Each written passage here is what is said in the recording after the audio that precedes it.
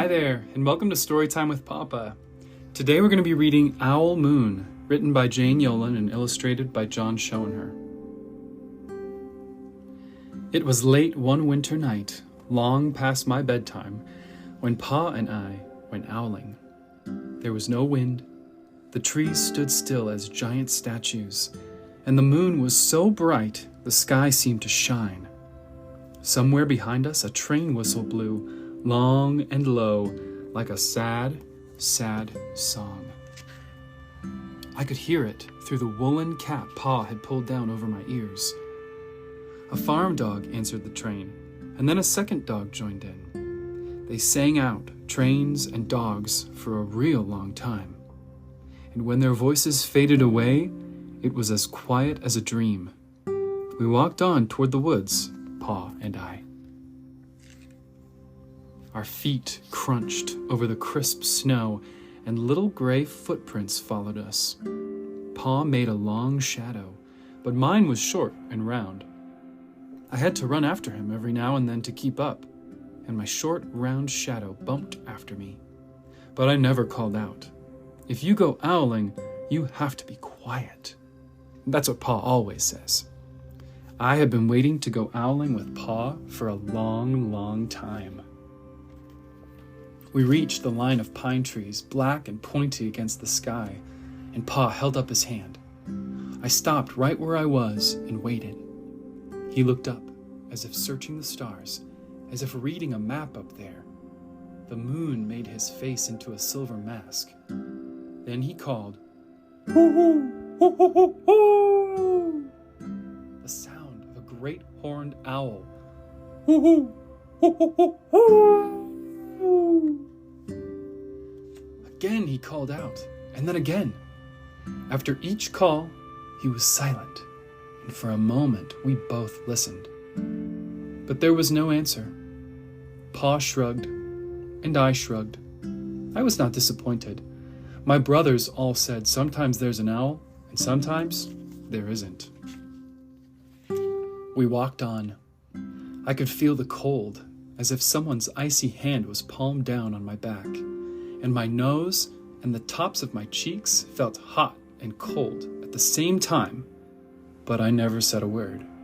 If you go owling, you have to be quiet and make your own heat.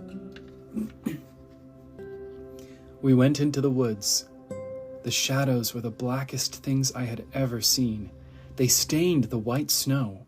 My mouth felt furry, for the scarf over it was wet and warm. I didn't ask what kinds of things hid behind black trees in the middle of the night. When you go owling, you have to be brave.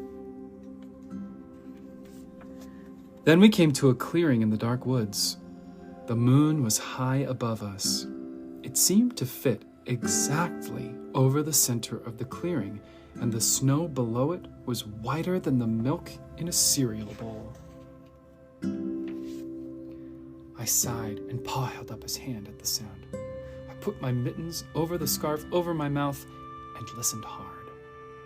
And then Pa called, "Hoo-hoo! Hoo-hoo-hoo-hoo! Hoo-hoo! Hoo-hoo-hoo-hoo!" I listened and looked so hard my ears hurt and my eyes got cloudy with the cold.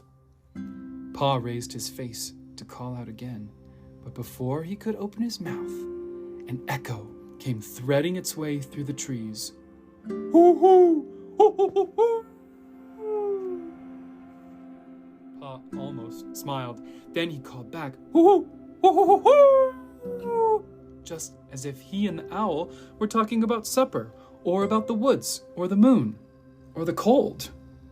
I took my mitten off the scarf, off my mouth, and I almost smiled too. The owl's call came closer, from high up in the trees on the edge of the meadow. Nothing in the meadow moved. All of a sudden, an owl shadow, part of the big tree shadow, lifted off and flew right over us. We watched silently, with heat in our mouths, the heat of all those words we had not spoken. The shadow hooted again. Pa turned on his big flashlight, and caught the owl just as it was landing on a branch. For 1 minute, 3 minutes, maybe even 100 minutes, we stared at one another. Then the owl pumped its great wings and lifted off the branch like a shadow without sound. It flew back into the forest. "Time to go home," Pa said to me. I knew then I could talk. I could even laugh out loud, but I was a shadow as we walked home. When you go owling, you don't need words or warm or anything but hope. That's what Pa says. The kind of hope that flies on silent wings under a shining owl moon. The end.